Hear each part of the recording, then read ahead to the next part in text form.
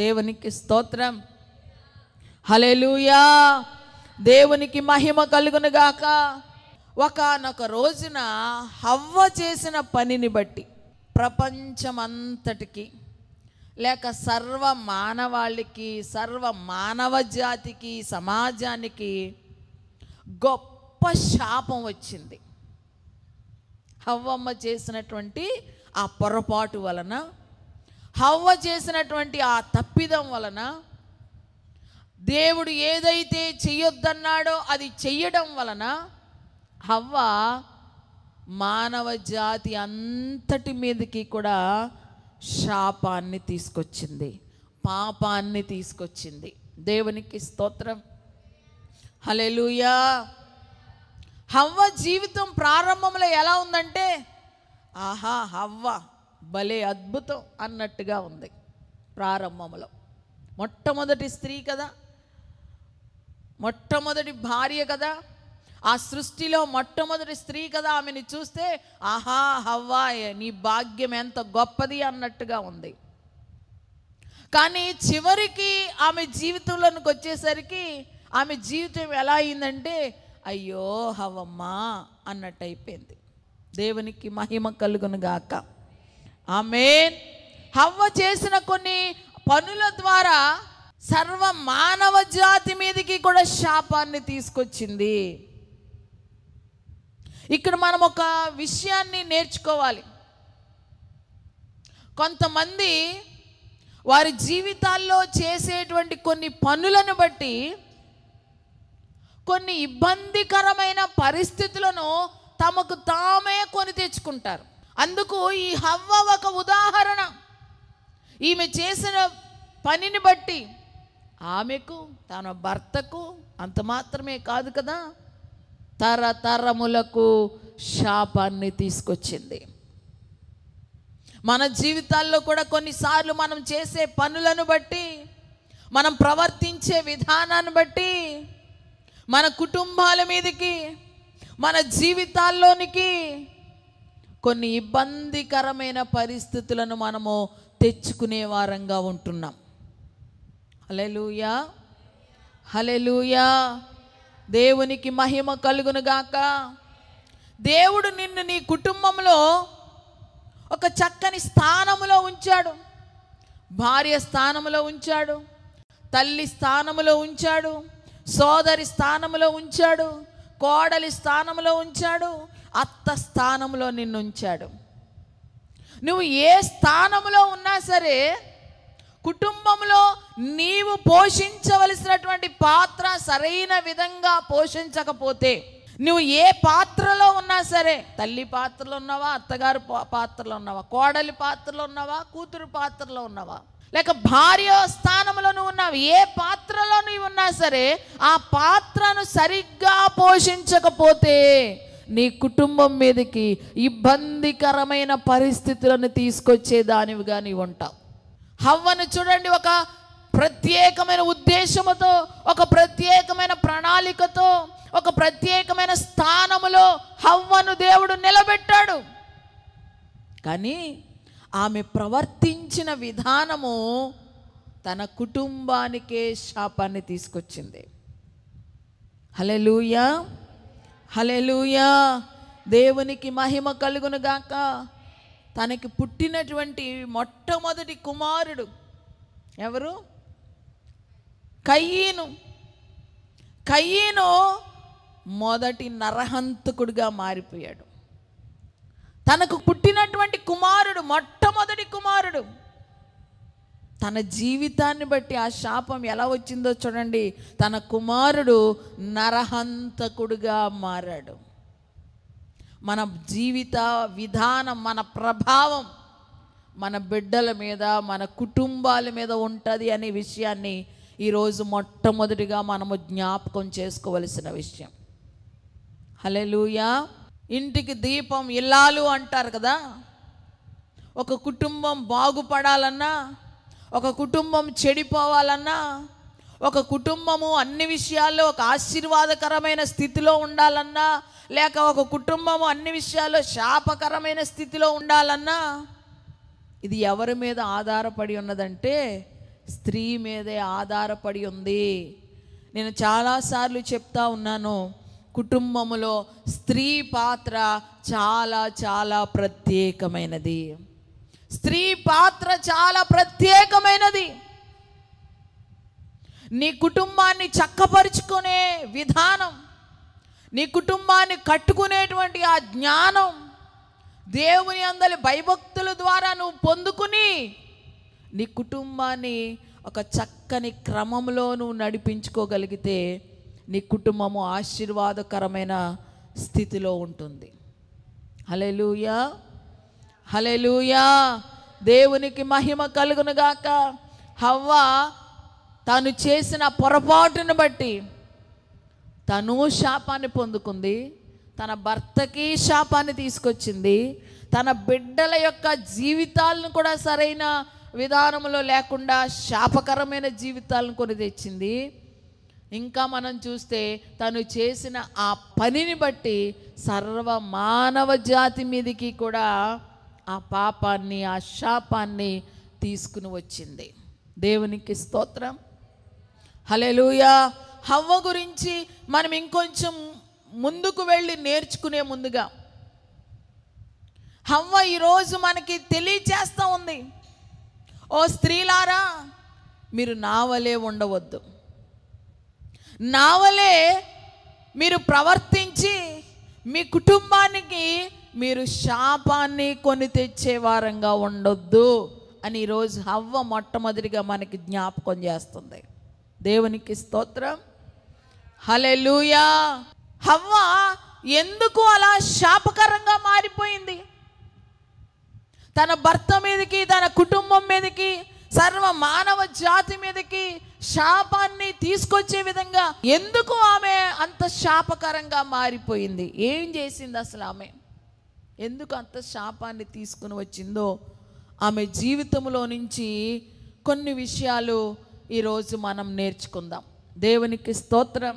మనం ఆదికాండం 3వ అధ్యాయము 1వ వచనంలో మనం చూసినట్లయితే హవ్వ జీవితంలో మొట్టమొదటిగా మనకు కనిపిస్తున్న విషయం ఏంటంటే హవ్వ ఒంటరిగా ఉందంట. హవ్వ ఎలా ఉంది? ఒంటరిగా ఉంది. ప్రతిరోజు ఆ తోటలో తిరుగుతూ ఉన్నారు ఆదాము అవ్వలు కలిసి.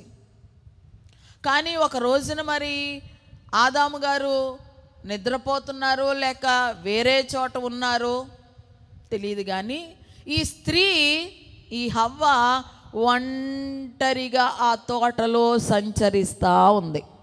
ఒక్కదే తిరుగుతూ ఉన్నది ఆ తోటలో. ఒంటరిగా ఉండడం గమనించింది ఎవరు? అపవాది. దేవునికి స్తోత్రం. ఒంటరిగా ఉండడం గమనించి ఇదే మనకి మంచి అవకాశం అని ఆ ఒంటరిగా తిరుగుతున్నప్పుడల్లా కూడా ఈ హవ్వ దేవుడు తినొద్దన్న చెట్టు చుట్టూరే తిరుగుతూ ఉంది.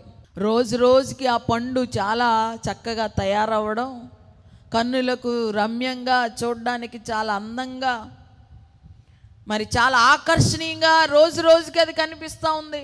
ఆలోచిస్తూ ఉండొచ్చు ఒకవేళ, అబ్బా దేవుడు అన్ని పళ్ళు తినమన్నాడు కానీ ఇది ఎందుకు తినొద్దు అంటున్నాడు అంటావు, ఇది చూస్తేనేమో ఇంత ఆకర్షణీయంగా ఉందే అని ఆలోచిస్తూ దాని చుట్టూ తిరుగుతూ ఉండొచ్చు. హల్లెలూయా, హల్లెలూయా. ఇదే అదునుగా చూసుకుని అపవాది ఒక సర్పంలో ప్రవేశించింది. సర్పము భూజంతువులన్నిటిలో కూడా యుక్తి గలది అని అక్కడ 1వ వచనంలో మనకు కనబడుతుంది. భూజంతువులన్నిటిలో యుక్తి కలిగినది. సర్పము జంతువా? హల్లెలూయా.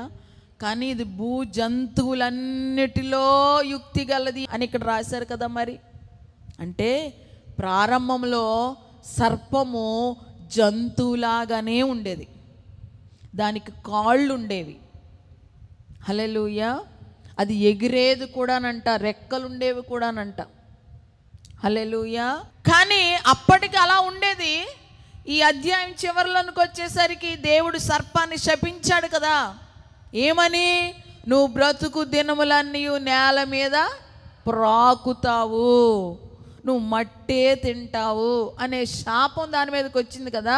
అప్పుడు ఆ కాళ్ళు రెక్కలు అన్నీ పోయినాయి. ఆ రోజు నుంచి సర్పానికి కాళ్ళు లేవు, రెక్కలు లేవు, అది భూమి మీద పాకుతూ ఉండేదన్నమాట. అంటే ప్రారంభంలో సర్పము ఒక జంతువే. దేవునికి స్తోత్రం. సర్పము చాలా యుక్తి కలిగినది, చాలా తెలివైనది. అందుకనే యేసుప్రభు వారు కూడా అన్నారు, ఏమని?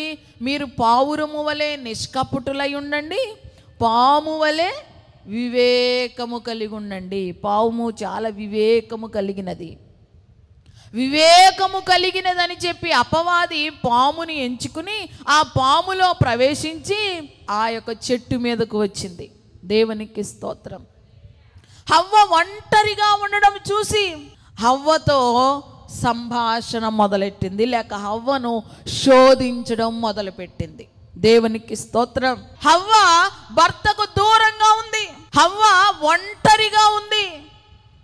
ఎప్పుడైతే ఒంటరిగా ఉందో అపవాదికి దొరికేసింది, అపవాదికి ఛాన్స్, అపవాదికి అవకాశం వచ్చింది హవ్వను శోధించడానికి. దేవునికి మహిమ కలుగును గాక.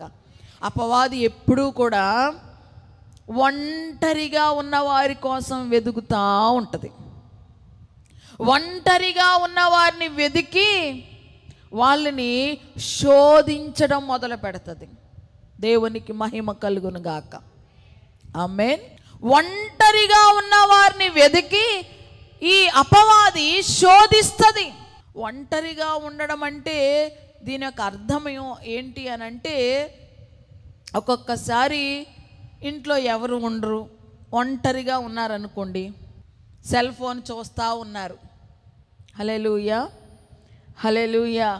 ఇంట్లో ఎవ్వరూ లేరు.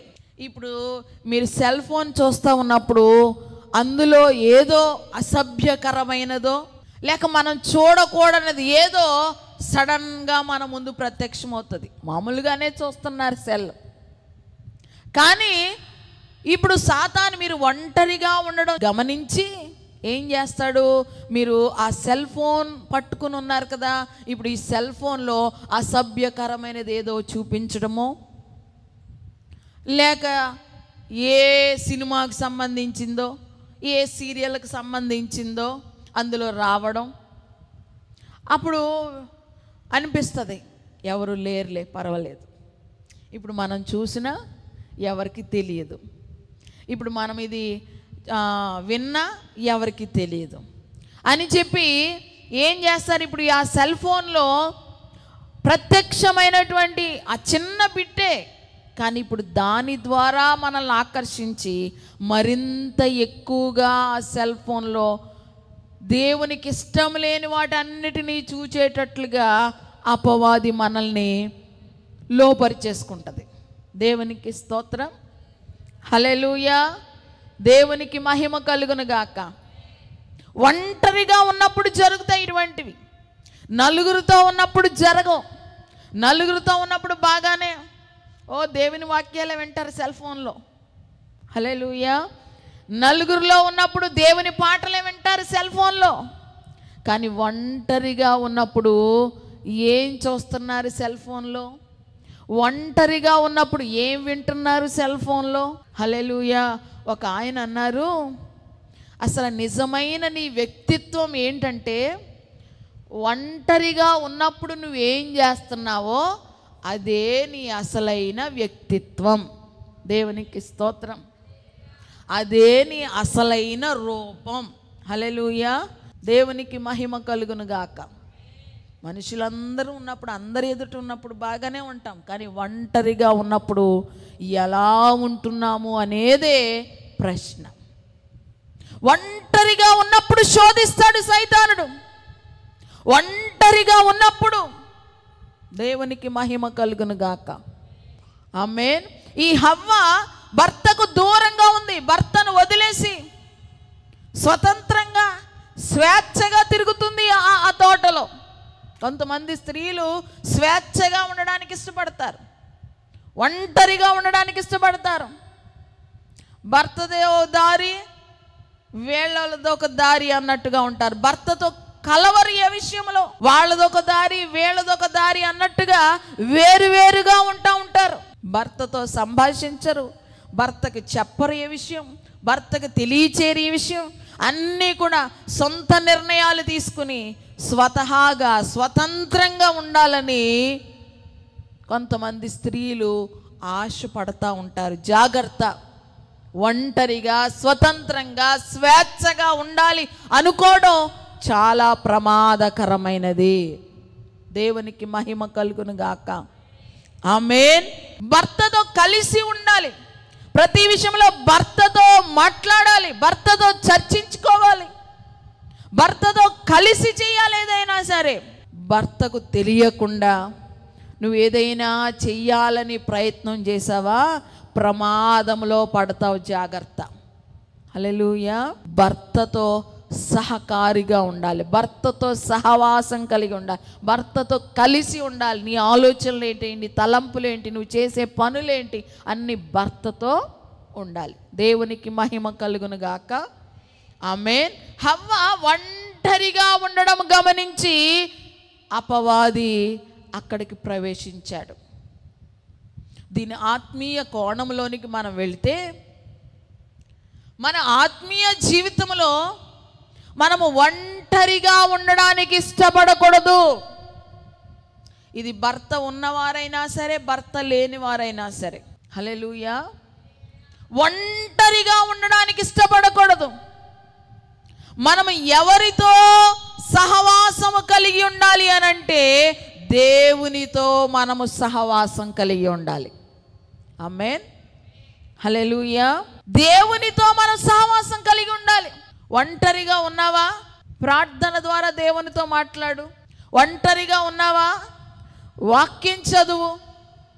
ఒంటరిగా ఉన్నావా, ఆరాధన చేసుకో, దేవునితో సమయాన్ని గడుపు, దేవునితో సహవాసం చేయి. అంతేగాని ఆత్మీయ జీవితంలో దేవునితో సహవాసం లేకోకుండా ఒంటరిగా ఉన్నావనుకో, ఎప్పుడైనా సరే నువ్వు సాతాను చేతికి చిక్కుతావు. జాగ్రత్త. దేవునితో సహవాసం లేని వాళ్ళు, ప్రార్థన ద్వారా, వాక్యము ద్వారా, ఆరాధన ద్వారా, సంఘ సహవాసముతో ఒక సరైనటువంటి అనుబంధం లేనటువంటి వారు సాతాను చేతికి చిక్కుతారు. జాగ్రత్త. హల్లెలూయా. నీ ఆత్మీయ స్థితిని ఒంటరిగా ఉంచుకోవడానికి ఇష్టపడద్దు, దేవునితో సహవాసం చేయి. అది నీకు ఆశీర్వాదం. దావీదు ఒకానొక రోజున మిద్ది మీద మిట్ట మధ్యాహ్నం ఒంటరిగా తిరుగుతూ ఉన్నాడు. అందరూనేమో యుద్ధంలోనికి వెళితే దావీదు ఒక్కడే రాజయ్యుండి యుద్ధంలోనికి వెళ్ళడం మానేసి ఇంటికాడుండి ఒంటరిగా ఉండడం వలన, ఆ మిద్ది మీద ఒంటరిగా తిరుగుతూ ఉండడం వలన, ఎప్పుడైతే ఒంటరిగా దావీదు కనబడ్డాడో సాతాను ఎరవేసింది, ఒక స్త్రీని చూపించింది. వెంటనే ఆ స్త్రీతో పాపం చేయాలి, ఆ స్త్రీతో ఉండాలి అనేటువంటి కోరిక పుట్టింది. వెంటనే తన నగరుకు తెప్పించుకుని ఆ స్త్రీతో పాపం చేసేసాడు. హల్లెలూయా. అలా కాకుండా అందరితో పాటు యుద్ధంలోనికి వెళ్ళిపోతే ఆ పరిస్థితి వచ్చేదా? ఎప్పుడైతే ఒంటరిగా ఉన్నాడో అపవాదికి దొరికేశాడు. హల్లెలూయా. ఆ తర్వాత దావీదు తన పాపాన్ని ఒప్పుకున్నాడు, పశ్చాత్తాపపడ్డాడు, మరలా దేవుని కనికరం పొందుకున్నాడు. అది వేరే విషయం. కానీ అతడు ఒంటరిగా ఉండడం వలన అపవాదికి దొరికాడు. ఈరోజు దేవుని వాక్యం వింటున్నటువంటి మనము ఒంటరిగా ఉండడానికి ఇష్టపడొద్దు, ఎప్పుడు దేవునితో ఉండడానికి ఇష్టపడండి. హల్లెలూయా. ఇంట్లో భర్త లేడా, లేక ఒక్కదానివే ఉన్నావా? వ్యర్థంగా సమయాన్ని గడిపి అపవాదికి దొరికే బదులు ఒక దైవ భక్తి కలిగిన స్త్రీగా వాక్యం చదువుతూ, ప్రార్థన చేస్తూ, చక్కగా ఆరాధన చేసుకుంటూ ఆ సమయాన్ని నువ్వు గడిపితే అది నీ కుటుంబానికి ఎంతో దీవెన కలుగు చేస్తుంది. అది నీ బిడ్డలకు ఎంతో ఆశీర్వాదాన్ని తీసుకొస్తుంది. భర్త బయటికి వెళ్ళిపోయిన తర్వాత ఇంటిలో ఒంటరిగా ఉంటారు కదా, ఏం చేస్తున్నారు మీ ఒంటరి సమయాల్లో? వ్యర్థమైన సంభాషణ పెట్టుకుని సమయాన్ని గడుపుతూ ఉన్నారేమో. హల్లెలూయా. ఆ అరుగు మీద కాసేపు, ఈ అరుగు మీద కాసేపు కూర్చుని సంభాషణలు ముచ్చట్లు పెట్టుకుంటున్నారేమో. దానివల్ల వచ్చే లాభమేమీ ఉండదు. నీ కుటుంబంలో శాంతి కొదువవుతుంది, సమాధానం కొదువవుతుంది, నీ బిడ్డలకు సరైనటువంటి భవిష్యత్తు ఉండదు. అక్కడెక్కడ గడిపే ఆ సమయము దేవుని పాదాల యొద్ద గడుపు. నీ కుటుంబానికి ఎంత దీవెన వస్తుందో నువ్వే చూస్తావు, నీ బిడ్డల మీదకి ఎంత ఆశీర్వాదం వస్తుందో నువ్వే చూస్తావు. ఆమేన్. ఒంటరిగా ఉండడానికి ఇష్టపడొద్దు. హల్లెలూయా. మన సహవాసము తండ్రితోనూ ఆయన కుమారుడైన యేసుక్రీస్తుతో ఉండాలి. మన సహవాసం పరిశుద్ధాత్మ దేవునితో ఉండాలి. మన సహవాసం. ఆమేన్. సహవాసం అంటే స్నేహం కదా. దేవుడే మన స్నేహితుడు, దేవుడే మన సహవాసం. దేవుడితో మన సహవాసం చేస్తున్నప్పుడు దేవుడు మన పక్కనుంటే ఆ జీవితం ఎలా ఉంటుందో ఒక్కసారి ఊహించుకోనండి. దేవునికి మహిమ కలుగును గాక. జ్ఞాపకం చేస్తూ ఉన్నాను, మొట్టమొదటిగా హవ్వ ఒంటరిగా ఉంది, భర్తకు దూరంగా ఉంది. ఇప్పుడు సాతానుకి ఆమె దొరికేసింది. హల్లెలూయా, హల్లెలూయా. దేవుని నామానికి మహిమ కలుగును గాక. ఒంటరిగా ఉన్నప్పుడు మీ ఆలోచనలు, ఒంటరిగా ఉన్నప్పుడు మీ ప్రవర్తన ఎలా ఉంటుందో పరిశీలన చేసుకునండి. ఒకవేళ దేవునికి విరోధమైన పనులు, క్రియలు ఏమైనా సరే ఒంటరిగా ఉన్నప్పుడు జరిగిస్తూ ఉన్నారా, ఈరోజే వాటిని సరిచేసుకోండి. ఆ ఒంటరితనాన్ని దేవునితో గడపండి. ఆయన ఎప్పుడు నీతో స్నేహం చేయడానికి ఇష్టపడుతున్నాడు. మనమే చేయట్లేదు ఆయనతో స్నేహం, మనమే ఆయనతో ఉండడానికి ఇష్టపడట్లేదు. ఆయన ఎప్పుడు మనతో ఉండడానికి ఆయనకి ఇష్టమే. హల్లెలూయా. గనుక ఒంటరిగా ఉండవద్దు, వ్యర్థంగా సమయాన్ని గడపొద్దు, దేవునితో సహవాసం చెయ్యండి. ఆమేన్. రెండవదిగా, ఎప్పుడైతే ఒంటరిగా ఉందో అపవాదికి ఛాన్స్ దొరికింది కదా. ఇప్పుడు ఈ అపవాది సర్పంలో ప్రవేశించి హవ్వతో మాట్లాడుతూ ఉంది. మొట్టమొదటే ఇది నిజమా అంట మొదలెట్టింది. హల్లెలూయా. ఏమంటుంది చూడండి, ఇది నిజమా, దేవుడైన యెహోవా చేసిన సమస్త భూజంతువులలో సర్పం యుక్తి గలదై ఉండెను. అది ఆ స్త్రీతో, ఇది నిజమా, ఈ తోట చెట్లలో దేని ఫలములైనను మీరు తినకూడదని దేవుడు చెప్పినా అని అడిగాను. డైరెక్ట్గా మాట్లాడేస్తూ ఉంది ఆ స్త్రీతో. ఇది నిజమా, ఈ తోట చెట్లలో ఉన్న దేని ఫలములైనా దేవుడు తినొద్దని చెప్పాడా అని అడిగింది. రెండవ అంశం ఏంటంటే, ఈ హవ్వ కొత్త వానితో సంభాషణ మొదలెట్టింది. అసలు అప్పటి వరకు హవ్వ, ఆదాము, మూడవదిగా దేవుడు, వీళ్ళు ముగ్గురే మాట్లాడుకునేవారు. వాళ్ళు ముగ్గురు తప్ప మాట్లాడుకునేవారు ఆ తోటలో ఎవ్వరు కూడా లేరు. కానీ ఇప్పుడు ఒక కొత్త స్వరం వినబడతా ఉంది హవ్వకి, ఒక కొత్త మాట వినబడతా ఉంది, ఒక కొత్త వ్యక్తి మాట్లాడుతూ ఉన్నాడు. ఇది నిజమా అని అనగానే అసలు ఈమెకి డౌట్ రావాలి కదా.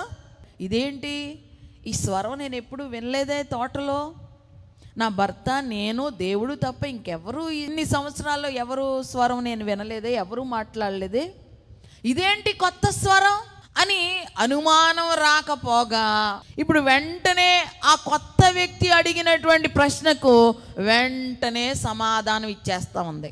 అంటే సంభాషణ స్టార్ట్ చేసేసింది, మాట్లాడడం ప్రారంభించేసింది. ఏమనంటుంది, అందుకు స్త్రీ, ఈ తోట చెట్ల ఫలములను మేము తినవచ్చును, అయితే ఈ తోట మధ్యనున్న చెట్లు ఫలములను గూర్చి దేవుడు మీరు చావకుండానట్లు వాటిని తినకూడదనియు వాటిని ముట్టకూడదనియు చెప్పినని సర్పముతో చెప్పాను. హల్లెలూయా. అసలు కొత్త వ్యక్తి ఏంటా అని ఆలోచించడం మానేసి ఆ వ్యక్తి అడిగినటువంటి దానికి, లేక ఆ సర్పం అడిగినటువంటి ప్రశ్నకు వెంటనే సమాధానం, వెంటనే ప్రత్యుత్తరం, అంటే వెంటనే సంభాషణ అంటే ఎదుటి వ్యక్తి మాట్లాడాడంటే తిరిగి మరలా జవాబు ఇవ్వడం, ఒకరికొకరు సంభాషించుకోవడం. సంభాషణ మొదలు పెట్టేసింది కొత్త వ్యక్తితో. మీరు చావకుండునట్లు వాటిని తినకూడదనియు వాటిని ముట్టకూడదనియు అని ఇంకో మాట కలిపి చెప్తా ఉంది ఇక్కడ. అసలు దేవుడు అలాగా మీరు ఈ చెట్లు ఫలాలు ముట్టుకోవద్దు అని ఏం చెప్పలేదు. దేవునికి స్తోత్రం. చూడండి 2వ అధ్యాయము 16వ వచనం చదవండి. మరియు దేవుడైన యెహోవా ఈ తోటలోనున్న ప్రతి వృక్ష ఫలములను నీవు నిరభ్యంతరంగా తినవచ్చును, అయితే మంచి చెడ్డల తెలివినిచ్చు వృక్ష ఫలములను తినకూడదు, నీవు వాటిని తినుదినమున నిత్యముగా చచ్చెదవని నరునికి ఆజ్ఞాపించను. అక్కడ ముట్టకూడదని ఏమైనా ఉందా? హల్లెలూయా. తినొద్దు అని దేవుడు చెప్పాడు అంతే. కానీ ఈ స్త్రీ కొత్త వ్యక్తితో మాట్లాడడం ప్రారంభించడమే కాకుండా ఇంకో మాట కలిపి చెప్తా ఉంది. తినకూడటమే కాదు, అసలు ముట్టుకోవద్దని కూడా దేవుడు చెప్పాడు అని సర్పంతో చెప్పేసరికి సర్పానికి మరింత అవకాశము వచ్చింది. దేవునికి స్తోత్రం. హవ్వలో నుంచి మనము నేర్చుకుంటున్నటువంటి 2వ విషయం ఏంటంటే కొత్త వానితో సంభాషణ కొనసాగించింది. హల్లెలూయా. మన జీవితాల్లో ఎంతోమంది కొత్త వారు మనకి తారసపడతా ఉంటారు, ఎదురవుతా ఉంటారు. కొత్త వ్యక్తులతో మాట్లాడేటప్పుడు మన సంభాషణ చాలా జాగ్రత్తగా ఉండాలి. కొత్త వ్యక్తులతో మాట్లాడేటప్పుడు చాలా జాగ్రత్తగా ఉండాలి. దేవునికి మహిమ కలుగును గాక. కొత్త వ్యక్తులు పరిచయమైనప్పుడు వారితో జాగ్రత్తగా వ్యవహరించడం చాలా చాలా మంచిది. దేవునికి మహిమ కలుగును గాక. ఈ ఫేస్బుక్లు, వాట్సాప్లు, ఇన్స్టాగ్రామ్లు ఇవన్నీ వచ్చాక, స్నాప్చాట్లు వచ్చాక ఎంతోమంది కొత్త వారు పరిచయం అవుతూ ఉంటారు. అసలు వాళ్ళ ముక్కు ముఖము తెలియదు, జస్ట్ హాయ్ అంటారు అంతే. ఫస్ట్ ఈ హాయ్ అంటే మా ఆయనే నన్ను పలకరించేటప్పుడు ఇలా ఎవరో భలే హాయ్ అన్నారని చెప్పి నువ్వు కూడా తిరిగి హాయ్ హలో అన్నావు అనుకో, ఇంకా అక్కడి నుంచి సంభాషణ ఏమవుతుంది? కొనసాగుతూ ఉంటుంది. అంటే నువ్వు సంభాషించడం ప్రారంభించినట్టే కదా. నువ్వు ఎప్పుడైతే ప్రారంభించావో అది కొనసాగుతూ ఉంటుంది. అది ఎక్కడికైనా దారి తీయొచ్చు. దేవునికి మహిమ కలుగును గాక. మనము చాలా సంఘటనలు చూస్తూ ఉన్నాం. ఫేస్బుక్లో కొత్త వ్యక్తులు పరిచయం అయిన తర్వాత భర్తని పిల్లల్ని వదిలేసి ఫేస్బుక్లో పరిచయమైన వాళ్ళతో వెళ్ళిపోయిన వారు చాలామంది ఉన్నారా లేదా? లేక ఆ యొక్క సోషల్ మీడియాలో పరిచయమైన వాళ్ళను బట్టి భర్తను చంపేసే సంఘటనలు మనం వింటున్నాం, బిడ్డలను చంపేసిన సంఘటనలు మనము వింటా ఉన్నాం. హల్లెలూయా. దేవుడు నీకు ఒక చక్కని కుటుంబాన్ని ఇచ్చాడు, భర్తనిచ్చాడు, బిడ్డలనిచ్చాడు. ఇక పరాయి వ్యక్తితో నీకు సంభాషణ ఎందుకు? పరాయి పురుషునితో సంభాషణ ఎందుకు? ఎప్పుడైతే పరాయి వ్యక్తితో, 3వ వ్యక్తితో నువ్వు కాన్వర్జేషన్ స్టార్ట్ చేసావో అది ఏ పరిస్థితులకైనా నిన్ను తీసుకెళ్తుంది. కుటుంబాలను పాడు చేసేటువంటి సైతాన్ యొక్క పన్నాగములు ఇవి. హల్లెలూయా. దేవునికి మహిమ కలుగును గాక. ఆమేన్. కొత్త వ్యక్తులతో అసలు చాటింగ్లోకే వెళ్ళకూడదు స్త్రీలు. కానీ ఆ చాటింగ్ విషయాల్లోనికి వెళ్ళి చాలామంది కుటుంబాలను పాడు చేసుకుంటున్నటువంటి సందర్భాలు చాలా యవనస్తులు ఎంతమంది పాడైపోతున్నారు ఈ చాటింగ్ల వలన. కొత్త వ్యక్తులు పరిచయాలు చేసుకుని తమ జీవితాలను నాశనం చేసుకుంటున్నారు చాలామంది యవన బిడ్డలు. అవసరమైతే ఆ కొత్త వ్యక్తులు అంటారు, నీరసంగా ఉంది, లేవలేదని నువ్వు చెప్పావనుకో, హల్లెలూయా, ఏం తినలేదని నువ్వు చెప్పావనుకో, రానా నేను తినిపించనా అని అడుగుతారు. హల్లెలూయా. నీకు అనిపిస్తుంది నా భర్త పక్కనే ఉంటాడు కానీ ఎప్పుడు ఇలాగ అడగలేదే, ఈ వ్యక్తి చాలా ప్రేమిస్తున్నాడు నన్ను, చాలా ప్రేమిస్తున్నాడు అని ఒక భ్రమలోనికి వెళ్ళిపోతున్నారు చాలామంది తమ కుటుంబ జీవితాలను నాశనం చేసుకుంటున్నారు. స్త్రీలారా జాగ్రత్తగా ఉండండి. దైవ భక్తి కలిగిన స్త్రీల వలె మనం ఉండాలి.